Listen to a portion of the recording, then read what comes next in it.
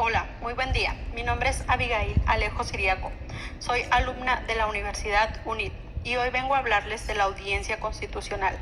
¿Qué es la audiencia constitucional? Es el acto procesal que se desarrolla en la primera instancia del juicio de amparo indirecto, el cual son oídas las partes quienes pueden ofrecer y desahogar pruebas, así como formular alegatos antes de que se dicte la sentencia respectiva. Esta audiencia se conceptúa constitucional en virtud de que en ella se exponen y valoran los elementos necesarios para que el juzgador de amparo pueda pronunciarse sobre la constitucionalidad o inconstitucionalidad del acto reclamado. En cuanto a su contenido, puede señalarse que la audiencia se compone por 3 etapas o periodos a saber. Etapa 1. Periodo probatorio. En esta etapa las partes pueden ofrecer y rendir las pruebas que estimen necesarias para apoyar su dicho, siendo admisible según lo dispuesto por el artículo 119 de la Ley de Amparo. Toda clase de pruebas, excepto la confesional, salvo que la misma ley disponga la otra cosa. Cabe señalar que si bien, por regla general, las pruebas deben ofrecerse y rendirse en la propia audiencia, existen casos en que pueden ofrecerse con anterioridad a esta. Por ejemplo, en el caso de la prueba documental, esta puede ofrecerse desde el escrito de la demanda y hasta el momento de la celebración de la audiencia. Pero si la prueba consiste en copias o documentos que obren en poder de las autoridades o funcionarios, el quejoso tiene la obligación de pedirlos con antelación para que puedan ser presentados en la fecha de la audiencia constitucional. Por otra parte, las pruebas testimoniales, periciales, inspección ocular o cualquier otra que amerite desahogo posterior deberán ofrecerse a más tardar 5 días hábiles antes de la audiencia constitucional, sin contar el del ofrecimiento ni señalado para la propia audiencia. Etapa 2. Periodo de alegatos.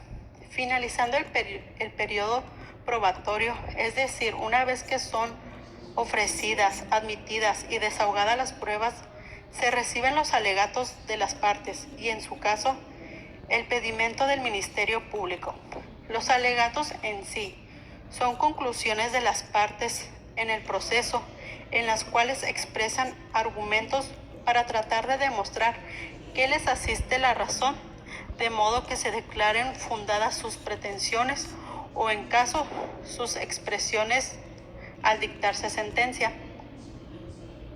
Por regla general, los alegatos se presentan por escrito, pero en algunos casos el quejoso podrá alegar verbalmente cuando se trate de actos que importen peligro de privación de la vida, ataques a la libertad personal fuera del procedimiento, incomunicación, deportación, expulsión, destierro, extradición, desaparición forzada de la persona o alguno de los prohibidos por el artículo 22 constitucional.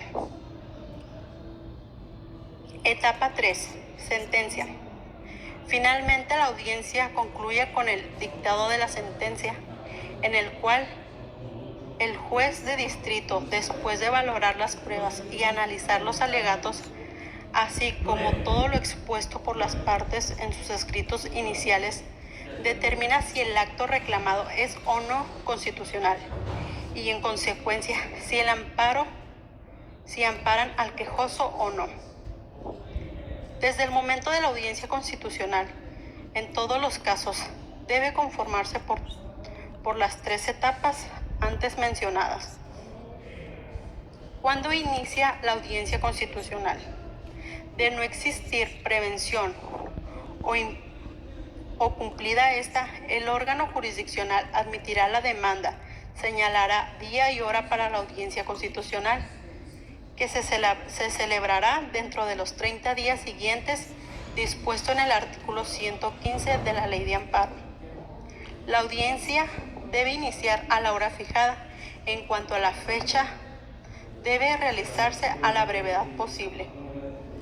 Ahora bien, en conclusión, tenemos que la audiencia constitucional es el acto procesal que resuelve actos reclamados y determina si el acto es o no constitucional.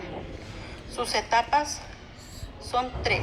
periodo probatorio, periodo de alegatos y sentencias.